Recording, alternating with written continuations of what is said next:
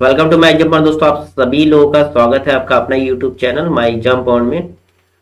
जी good evening सभी लोगों को, जय हिंद दोस्तों। सभी लोग शेयर कर दीजिए, क्लास स्टार्ट करने से पहले आप सभी लोग जो है लिंक शेयर कर दीजिए। जी आज हमारा प्रैक्टिस सेट का नेक्स्ट क्लास होगा जिसमें हम सामान्य ज्ञान के 15 क्वेश्चन सॉल्व करेंगे, फिर सामान्य विज्ञान यानी कि जनरल साइंस के जो है 15 क्वेश्चन सॉल्व करेंगे, उसके बाद आपके रीजनिंग के 5 क्वेश्चन। ठीक है, तो टोटल 35 क्वेश्चन का आपका प्रैक्टिस सेट होगा इसमें। बाकी आपके मैथ का रहेगी, मैथ का क्लास अलग से लगी रहा है, उसको ज्वाइन कर लीजिए डेली 8 बजे आपके। ठीक, तो चलिए देखते हैं आज का हमारा पहला क्वेश्चन क्या है।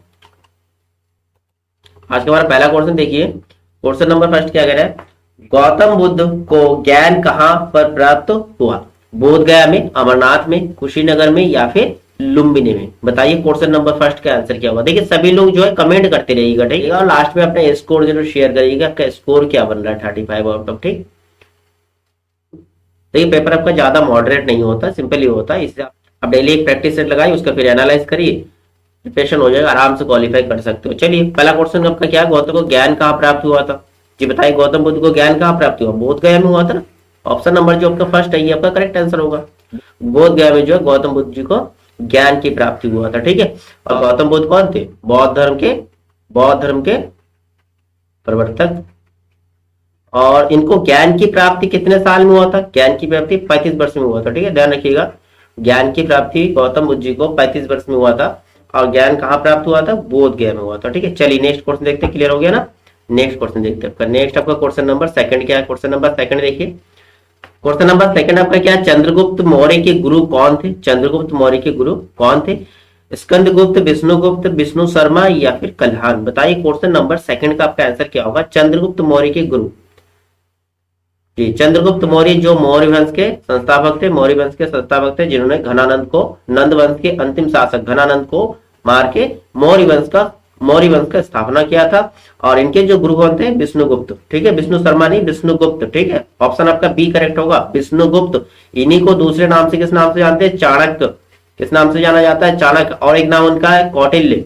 ठीक है, कौटिल्य नाम से जाना जाता है। इनके द्वारा लिखे गए फेमस पुस्तक कौन सी है? अर्थशास्त्र। ठीक है, क्वेश्चन आता है आपके अर्थशास्त्र नामक पुस्तक किसने लिखा? तो आपका आंसर होगा चाणक्य। ठीक है, या विष्णुगुप्त। ठीक है, क्वेश्चन नंबर सेकंड का आपका आंसर क्या हो गया? आंसर हो गया ऑप्शन नंबर बी। क्लियर है, चलिए फिर नेक्स्ट क्वेश्चन देखते हैं। नेक्स्ट आपका क्वेश्चन नंबर थर्ड देखिए, क्वेश्चन नंबर थर्ड क्या है, इनमें से किसे भारत के नेपोलियन के नाम से जाना जाता है? भारत के नेपोलियन के नाम से जाना जाता है स्कंदगुप्त को, समुद्रगुप्त को, चंद्रगुप्त को या फिर कुमारगुप्त को? ठीक है, आंसर क्या होगा? भारत के नेपोलियन के नाम से किन्हें जाना जाता है? समुद्रगुप्त को। ठीक है, ऑप्शन नंबर जो आपका बी है, इसमें ऑप्शन नंबर बी जो है ये आपका करेक्ट आंसर होगा।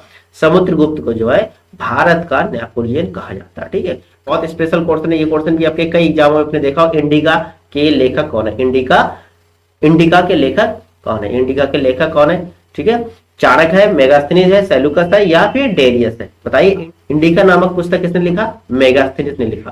किसने लिखा था? मेगास्थनीज। ऑप्शन नंबर बी इसमें भी करेक्ट आंसर होगा आपके, मेगास्थनीज ने लिखा। मेगास्थनीज जिसको सेलुकस ने भेजा था, किसने? सेलुकस ने राजदूत के रूप में भेजा था, किसके दरबार में? चंद्रगुप्त के दरबार में भेजा था। ठीक है, चंद्रगुप्त के पास भेजा था, और इन्हीं ने पुस्तक कौन सा लिखा? इंडिका नामक पुस्तक लिखा था। ये क्वेश्चन आपके काफी आता है, इंडिका नामक पुस्तक किसने लिखा? मेगास्थनीज ने लिखा था। ठीक है, चलिए नेक्स्ट क्वेश्चन देखते हैं। नेक्स्ट आपका क्वेश्चन नंबर 5। क्वेश्चन नंबर 5 देखिए क्या होगा आपका इसका आंसर। अजंता की गुफाएं कहाँ स्थित है? तमिलनाडु में, छत्तीसगढ़ में, महाराष्ट्र में या फिर दिल्ली में? बताइए अजंता की गुफाएं जो है कहाँ स्थित है? तमिलनाडु में है, छत्तीसगढ़ में है, महाराष्ट्र में है या फिर दिल्ली में? ठीक है, बताइए अजंता की गुफा, अजंता की जो गुफा है महाराष्ट्र के औरंगाबाद में है। कहां पर है दोस्तों? औरंगाबाद में है, महाराष्ट्र के औरंगाबाद जिले में है, औरंगाबाद में। ठीक है, और इन गुफाओं को जो है 1983 में जो है यूनेस्को द्वारा जो है विश्व धरोहर स्थल की सूची में शामिल किया गया था 1983 में यूनेस्को द्वारा, ध्यान रखिएगा। चलिए नेक्स्ट क्वेश्चन देखते हैं। नेक्स्ट आपका क्वेश्चन नंबर 6। चलिए क्वेश्चन नंबर 6 का आंसर कमेंट करिए। क्वेश्चन नंबर 6 का आंसर क्या होगा आपका? रजिया सुल्तान डैश की बेटी थी। रजिया सुल्तान किसकी बेटी थी? मोहम्मद गौरी की, मोहम्मद तुगलक के, कुतुबुद्दीन ऐबक के या इल्तुतमिश के? बताइए क्वेश्चन नंबर 6 का आंसर क्या होगा आपका? क्वेश्चन नंबर 6 का आंसर बताइए। देखिए रजिया सुल्तान से और एक क्वेश्चन बनता है कि भारत का पहला महिला शासिका कौन थी? तो आपका आंसर होगा रजिया सुल्तान। और रजिया सुल्तान जो है किसकी बेटी थी? इल्तुतमिश की बेटी थी। किसकी बेटी थी? इल्तुतमिश की बेटी थी, जो भारत की पहली महिला शासिका थी। इन्होंने 1236 1236 से लेकर 1240 तक शासन किए। 1236 से लेकर 1240 तक शासन किए दिल्ली सल्तनत में। ठीक है, दिल्ली सल्तनत में। क्लियर है? चलिए नेक्स्ट क्वेश्चन देखते हैं। आपका नेक्स्ट क्वेश्चन है क्वेश्चन नंबर 7। देखिए क्वेश्चन नंबर 7 क्या है आपके? क्वेश्चन नंबर 7 आपका है भारतीय राष्ट्रीय कांग्रेस। भारतीय राष्ट्रीय कांग्रेस का गठन वर्ष में किया गया था। मतलब भारतीय राष्ट्रीय कांग्रेस का गठन कब किया गया था? 1885 में, 1947 में, 1858 में या 1853 में? आंसर क्या होगा आपके? आंसर कमेंट करिए। भारतीय राष्ट्रीय कांग्रेस का गठन कब हुआ था?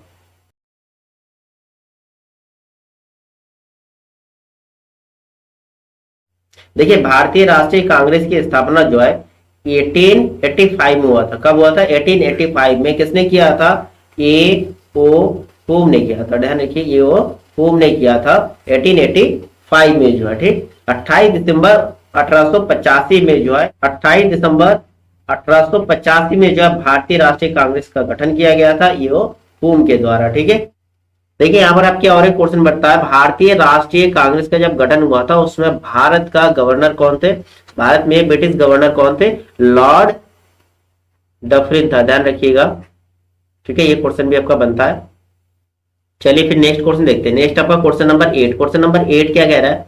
नई दिल्ली देश की राजधानी कब बनाई गई थी? नई दिल्ली जो है देश की राजधानी कब बनाई गई थी? 1908 में, 1910 में, 1911 में या फिर 1914 में? बताइए क्वेश्चन नंबर 8 का आंसर क्या होगा? देखिए नई दिल्ली को राजधानी बनाया गया था भारत का कब? 1911 में। 1911 में भारत की राजधानी दिल्ली को बनाया गया था। ठीक है, चलिए नेक्स्ट क्वेश्चन देखते हैं। आपका नेक्स्ट क्वेश्चन नंबर होगा आपका 9 नंबर। क्वेश्चन नंबर 9 देखिए, बहुत सिंपल सा क्वेश्चन है। किसने कहा था तुम मुझे खून दो मैं तुम्हें आजादी दूंगा? ठीक है, सिंपल सी, किसने कहा था? ये सुभाष चंद्र नेताजी सुभाष चंद्र बोस ने कहा था। आपका क्वेश्चन नंबर 9 का आंसर होगा option number D, Subhash Chandra Bose ji. चलिए नेक्स्ट क्वेश्चन देखते हैं। नेक्स्ट आपका क्वेश्चन नंबर 10। क्वेश्चन नंबर 10 क्या है? स्वतंत्रता के बाद भारत की संविधान सभा के अध्यक्ष कौन थे? ठीक है, देखिए ध्यान रखिएगा, स्वतंत्रता के बाद की बात कर रहे हैं। संविधान सभा के अध्यक्ष कौन थे? C Rajagopalachari, Acharya Narendra Dev, doctor B R Ambedkar, doctor Rajendra Prasad. क्या होगा क्वेश्चन नंबर 10 का आंसर? कमेंट करिए दोस्तों, क्वेश्चन नंबर 10 का आंसर क्या होगा? बिल्कुल सही आंसर कमेंट करिएगा। स्वतंत्रता के बाद मतलब आजादी के बाद जो है भारत के संविधान सभा के अध्यक्ष कौन थे? देखिए सबसे पहले जो है भारतीय संविधान के अध्यक्ष के रूप में 1946 में जो है सच्चिदानंद जी को, किसको बनाया गया था? सच्चिदानंद। ठीक है, सच्चिदानंद जी को, सच्चिदानंद सिन्हा, इनको अस्थायी अध्यक्ष बनाए गए थे। क्या? अस्थायी अध्यक्ष के रूप में चुना गया था। अस्थायी अध्यक्ष के रूप में चुना गया था। ठीक है, और इसके जस्ट 2 दिन बाद 11 सितंबर 1946 में जो है 1946 में डॉक्टर राजेंद्र प्रसाद जी को, डॉक्टर राजेंद्र प्रसाद जी को स्थायी अध्यक्ष के रूप में चुना गया था। ठीक है, स्थायी अध्यक्ष के रूप में चुना गया था। अब देखिए अगर आपके पास ऑप्शन जो है सच्चिदानंद की है तो वही आपका आंसर होता है, लेकिन यहाँ पर आपके ऑप्शन देखिए सच्चिदानंद सिन्हा जी का ऑप्शन है नहीं, तो इसका मतलब आपका स्थायी अध्यक्ष के लिए भी पूछा गया। आपका आंसर होगा डॉक्टर राजेंद्र प्रसाद। ऑप्शन नंबर डी जो है ये आपका करेक्ट आंसर होगा क्वेश्चन नंबर 10 का। क्लियर है कि नहीं? चलिए फिर नेक्स्ट क्वेश्चन देखते हैं। नेक्स्ट आपका क्वेश्चन नंबर 11। क्वेश्चन नंबर 11 देखिए, क्वेश्चन नंबर 11 का आंसर क्या होगा? विश्व का सबसे लंबा लिखित संविधान किस देश का है? इंग्लैंड का, फ्रांस का, भारत का, अमेरिका? सिंपल सी अपने देश का यह होगा भारत। ठीक है, भारत देश ही है जिसका संविधान जो है विश्व का सबसे लंबा लिखित संविधान है। ठीक है, चलिए नेक्स्ट क्वेश्चन देखते हैं। नेक्स्ट आपका क्वेश्चन नंबर 12। भारत की प्रथम महिला राष्ट्रपति कौन थी? भारत की प्रथम महिला राष्ट्रपति कौन थी? प्रतिभा पाटिल, सुमित्रा महाजन, राजकुमारी अमृत कौर या सुचित्रा कृपलानी? बताइए क्वेश्चन नंबर 12 का आंसर क्या होगा? भारत के प्रथम महिला राष्ट्रपति की बात करें तो आपका आंसर होगा प्रतिभा सिंह पाटिल। आपका ऑप्शन नंबर ई जो है आपका करेक्ट आंसर होगा क्वेश्चन नंबर 12 का। ठीक है, और इनका कार्यकाल जो है 2007 से लेकर जुलाई 2007 से लेकर जुलाई 2012 के बीच था। ठीक है, चलिए नेक्स्ट क्वेश्चन देखते हैं। आपका नेक्स्ट क्वेश्चन होगा आपके क्वेश्चन नंबर 13। क्वेश्चन नंबर 13 देखिए, क्वेश्चन नंबर 13 आपका है दुनिया के सबसे बड़े दुग्ध उत्पादक देश का नाम बताइए, ठीक है, सबसे बड़े दुग्ध उत्पादक देश का नाम बताइए, यूएसए, चीन, भारत या इंग्लैंड। तो क्वेश्चन नंबर 13 का आंसर क्या होगा? क्वेश्चन नंबर 13 का आंसर होगा आपका अपना ही देश है भारत देश जो है दुग्ध उत्पादन में सबसे बड़े है, ठीक है, प्रथम नंबर पे है। देखिए भारत प्रथम नंबर पे आता है और सेकंड नंबर पे आपकी यूएसए यानी कि अमेरिका है और थर्ड नंबर पे आपका पाकिस्तान, थर्ड नंबर पे पाकिस्तान। ओके चलिए नेक्स्ट क्वेश्चन देखते हैं। Next question number 14। Question number 14 क्या है? नागालैंड की राजधानी क्या है? गंगटोक, इम्फाल, कोहिमा या फिर दिसपुर। बताइए क्वेश्चन नंबर 14 का आंसर क्या होगा? देखिए सभी राज्यों का राजधानी जरूर ध्यान रखिएगा आप लोग, इससे आपका एक क्वेश्चन बनता ही, आपके जो आपके लेवल है एग्जाम का उस लेवल के हिसाब से आपका एक राजधानी से क्वेश्चन बनना ही है, ठीक है। नागालैंड की राजधानी की बात करें, नागालैंड की राजधानी क्या है दोस्तों? नागालैंड की राजधानी कोहिमा है, ठीक है। ऑप्शन नंबर सी जो है आपका करेक्ट आंसर होगा, कोहिमा जो है नागालैंड की राजधानी है, ठीक है। और गंगटोक जो है किस राज्य की राजधानी? गंगटोक जो है सिक्किम राज्य की राजधानी, देखिएगा सिक्किम राज्य की राजधानी जो है गंगटोक है। ये जो मणिपुर राज्य की राजधानी है मणिपुर, ठीक है। और दिसपुर कौन से राज्य का है? आसाम राज्य का राजधानी है, ठीक है, आसाम राज्य का राजधानी। चलिए नेक्स्ट क्वेश्चन देखते हैं। नेक्स्ट आपका क्वेश्चन 15 नंबर, क्वेश्चन नंबर 15 देखिए। क्वेश्चन नंबर 15 का आंसर क्या होगा? भारत में प्रथम जनगणना का आयोजन कब किया गया था? 1885 में, 1951 में, 1911 में या 1872 में, ठीक है। भारत में प्रथम जनगणना, ठीक है, तो आपका आंसर होगा 1872 में। 1872 में लॉर्ड मेयो ने कराया था। किसने कराया था? लॉर्ड मेयो ने कराया था भारत की जनगणना, ठीक है। और स्वतंत्र भारत की अगर जनगणना पूछते हैं तो स्वतंत्र भारत की जो है प्रथम जनगणना 1951 में हुआ था, ठीक है, 1951 में हुआ था स्वतंत्र भारत की जनगणना हुआ था, ध्यान रखिएगा, ठीक है। अब भारत की समकालीन जनगणना की बात करें तो 1881 में किया था, लॉर्ड रिपन ने करवाया था, ठीक है, लॉर्ड रिपन ने। इसके बाद जो है हर 10 साल में जो है जनगणना होना था, ठीक है, हर 10 साल में जो है जनगणना करवाया गया। 1881 में लॉर्ड रिपन ने स्टार्ट किया था, ठीक है। लेकिन शुरुआत किसने किया था? लॉर्ड मेयो ने। तो आपका आंसर होगा प्रथम जनगणना किसने किया था? लॉर्ड मेयो ने किया था 1872 में। अगर आपसे प्रथम जनगणना की बात करें तो आपका आंसर होगा 1872 में। नियमित पूछे तो 1881 में लॉर्ड रिपन में। स्वतंत्र भारत की पूछे तो 1951 में, 1951 में। क्लियर है तीनों क्वेश्चन? चलिए नेक्स्ट क्वेश्चन देखते हैं फिर आपके। नेक्स्ट आपका सामान्य विज्ञान यानी कि जनरल साइंस के क्वेश्चन होगा। जनरल साइंस के क्वेश्चन देखिए, पहला क्वेश्चन आपका क्वेश्चन नंबर 16 होगा, ठीक है। 15 क्वेश्चन आपका हो गया जीएस के, उसके बाद आपका क्या बचता है? उसके बाद आपके है सामान्य विज्ञान के क्वेश्चन है 15 क्वेश्चन। देखिए पहला क्वेश्चन आपका क्वेश्चन नंबर 16 जो है त्वरण का मात्रक डैश है, metre per second, second square per metre, metre per second square या metre square second square. Simple सी है, त्वरण का मात्रा, ठीक है, त्वरण का मात्रा, एक्सीलरेशन का यूनिट क्या है? Metre per second square. Option number C जो है आपका करेक्ट आंसर होगा, बिल्कुल करेक्ट आंसर होगा। चलिए नेक्स्ट क्वेश्चन देखते हैं। नेक्स्ट आपका क्वेश्चन नंबर 17 देखिए, सूर्य का प्रकाश पृथ्वी पर पहुंचता है 5 मिनट में, 6 मिनट में, 8 मिनट में या फिर 10 मिनट में। बताइए क्वेश्चन नंबर 17 का आंसर क्या होगा? देखिए सूर्य का प्रकाश जो है पृथ्वी तक पहुंचने में 8 मिनट लेता है, ठीक है। किसी किसी बुक में लिखा होता है 8 मिनट 15 सेकंड, किसी में लिखा होता है 8 मिनट 22 सेकंड। तो इसमें जो आपका ऑप्शन है, ऑप्शन के हिसाब से आपका 8 मिनट ही होगा, ठीक है, 8 मिनट होगा आंसर। चलिए नेक्स्ट क्वेश्चन देखते हैं। नेक्स्ट आपका क्वेश्चन नंबर 18। क्वेश्चन नंबर 18 क्या है? ऊर्जा का मात्रक। दोस्तों ऊर्जा का मात्रक क्या है? मीटर है, जूल है, metre per second, metre second है या न्यूटन है? देखिए ऊर्जा का मात्रक, ऊर्जा को किसमें नापा जाता है? एनर्जी को जूल में नापा जाता है। आपका ऑप्शन नंबर जो बी है ये आपका करेक्ट आंसर होगा क्वेश्चन नंबर 18 का, ठीक है ना।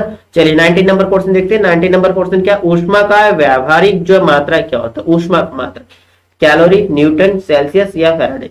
देखिए ऊष्मा का मात्रक भी आपका जूल में भी लेते हैं, किलो कैलोरी में लेते हैं, कैलोरी में लेते हैं, ठीक है। तो इसमें आपका ऑप्शन जो है व्यावहारिक मात्रक की बात करते हैं ऊष्मा को कैलोरी में मेजर किया जाता है, ठीक है। ऑप्शन नंबर ए जो आपका करेक्ट आंसर होगा, ठीक है। किलो कैलोरी में भी मेजर किया जाता है और फिर जूल में भी मेजर किया जाता है। तो ऑप्शन नंबर फर्स्ट जो आपका 19 नंबर क्वेश्चन का राइट है, ऊष्मा का व्यावहारिक मात्रक कैलोरी में। चलिए नेक्स्ट क्वेश्चन देखते हैं। नेक्स्ट आपका क्वेश्चन नंबर 20। क्वेश्चन नंबर 20 देखिए, बहुत अच्छा क्वेश्चन है, इंपॉर्टेंट भी बनता है। जल का घनत्व 0 डिग्री पर अधिकतम होता है या 0 डिग्री पर न्यूनतम होता है, 4 डिग्री पर अधिकतम होता है या -4 डिग्री पर न्यूनतम होता है? जल का घनत्व सर्वाधिक कब होता है? जल का घनत्व जो है 4 डिग्री में अधिकतम होता है, ध्यान रखिएगा। ऑप्शन नंबर सी जो है आपका करेक्ट आंसर होगा, ऑप्शन नंबर सी आपका सही आंसर होगा क्वेश्चन नंबर 20 का। चलिए नेक्स्ट क्वेश्चन देखिए, आपके नेक्स्ट क्वेश्चन होगा क्वेश्चन नंबर 21। देखिए क्वेश्चन नंबर 21 क्या है? न्यूट्रॉन की खोज किसने की थी? जेम्स चैडविक में, अर्नेस्ट रदरफोर्ड ने, जे थॉमसन ने या जॉन डाल्टन ने? न्यूट्रॉन की खोज, ठीक है, जैसे अपने छोटे क्लास में बहुत पढ़ा होगा, ईट पर नाच, ईट पर नाच, ठीक है, ये आपने बहुत बार होंगे, ठीक है। तो देखिए ई से होता है इलेक्ट्रॉन, टी से होगा थॉमसन, ठीक है, इलेक्ट्रॉन की खोज थॉमसन ने किया था। फिर पी से प्रोटॉन, आर से रदरफोर्ड, ठीक है, प्रोटॉन की खोज रदरफोर्ड ने किया था। एन से हो गया न्यूट्रॉन और सी या के इससे होता है चैडविक, ठीक है। तो आपका ऑप्शन नंबर फर्स्ट आपका करेक्ट आंसर होगा, जेम्स चैडविक ने जो है न्यूट्रॉन की खोज किया था। क्वेश्चन नंबर 21 का आंसर हो गया ऑप्शन नंबर ए, ठीक है। चलिए नेक्स्ट क्वेश्चन देखते हैं। नेक्स्ट आपका क्वेश्चन होगा 22 नंबर। क्वेश्चन नंबर 22 का आंसर कमेंट करिए। द्रव्य की सामान्य अवस्था, द्रव्य की सामान्य पाई जाने वाली अवस्थाएं कितनी अवस्थाएं है? 3, 2, 4 या 5। देखिए सामान्य अवस्थाएं की बात करते हैं, सामान्य अवस्थाएं कितनी है? 3 है, ठीक है। कितना है? 3 है, ठोस, द्रव और गैस। सामान्य अवस्था आपसे पूछे तो आपका आंसर 3 होगा, ठीक है। ऑप्शन नंबर ये जो करेक्ट आंसर होगा, ठीक है। प्रमुख अवस्थाओं की बारे में बात करते हैं। और एक अवस्था कौन सा होता है? बोस-आइंस्टीन, ठीक, बोस-आइंस्टीन, बोस-आइंस्टीन जो है ये 4th नंबर का होता है, ठीक है। 4 अवस्थाएं होता है, लेकिन आपके जो सामान्य अवस्थाएं की बात करते हो तो क्या आंसर होगा? ऑप्शन नंबर ए 3, ठीक है। 3 अवस्था होगा, ठोस, द्रव, गैस, ठीक है। चलिए फिर नेक्स्ट क्वेश्चन देखते हैं। नेक्स्ट आपका क्वेश्चन नंबर 23। क्वेश्चन नंबर 23 देखिए, पानी का पीएच मान है 4, 7, 12 या फिर 18। पानी का पीएच मान कितना होता है? 7 होता है, ठीक है। और एक आपका क्वेश्चन बनता है कि रक्त यानी कि ब्लड का पीएच मान कितना होता है? ब्लड का पीएच कितना होता है? 7.4। ये क्वेश्चन आपका काफी बनता है, ध्यान रखिएगा। पानी का आपका हो गया 7 और ब्लड अगर रक्त की पूछे तो 7.4। नेक्स्ट आपका क्वेश्चन 24 नंबर। क्वेश्चन नंबर 24 देखिए, क्वेश्चन नंबर 24 का आंसर कमेंट करिए। ठोस कार्बन डाइऑक्साइड का अधिक सामान्य नाम क्या है? ठीक, ठोस कार्बन डाइऑक्साइड का सामान्य नाम पूछा आपका, क्या होगा?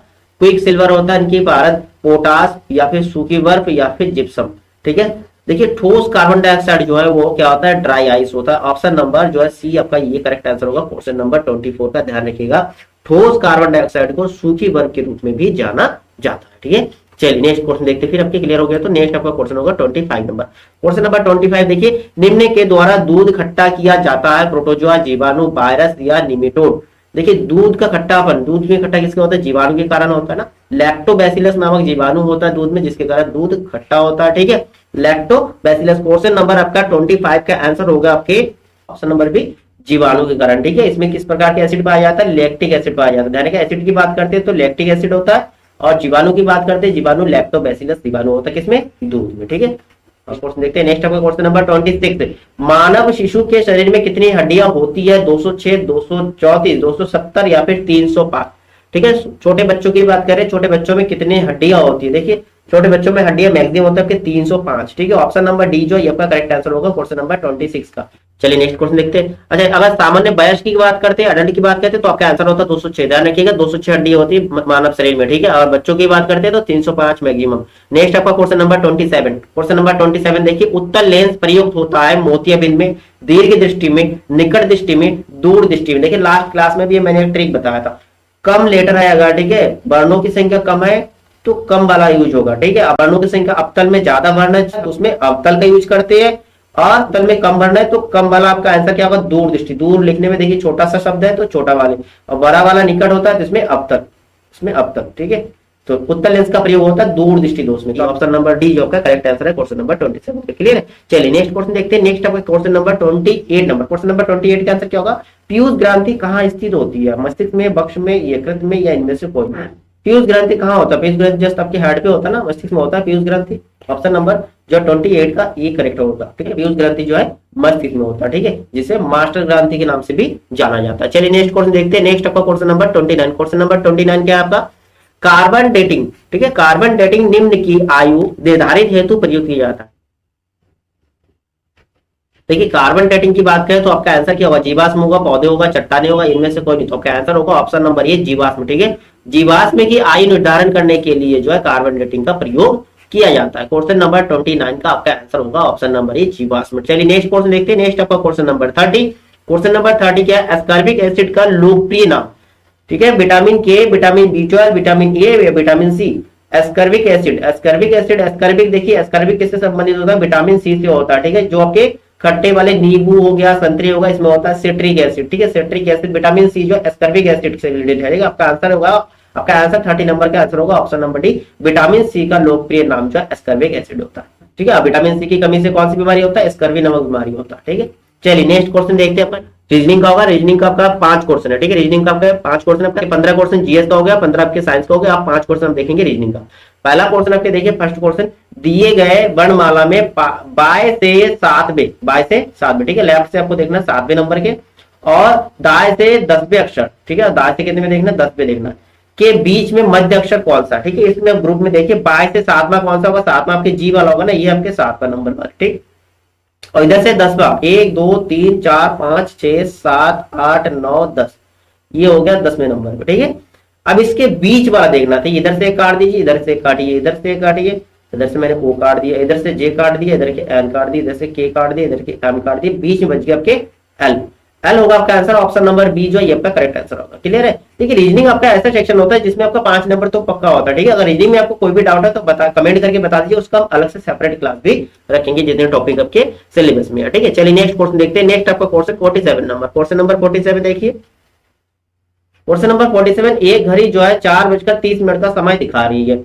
यदि मिनट की सुई पूर्व दिशा की ओर हो तो घंटे के सुई की दिशा क्या होगा, घंटे की सुई की दिशा क्या होगा, दक्षिण पूर्व, दक्षिण पश्चिम, उत्तर पूर्व या उत्तर, ठीक है। ऐसे क्वेश्चन में आप सीधी बात है आप डायग्राम बना के देखेंगे। डायग्राम आपका जैसे अपने घड़ी बना लेंगे, ये 12 हो गया, ये आपके 6, फिर 3 9, 1 2 4 5 7 8 10 11, कह रहे हैं 4:30, ठीक है। आपका घंटे वाला जो होगा 4 और 5 के बीच में होगा ना, 4 और 5 के बीच में होगा, 30 आपका ये हो गया, ठीक है।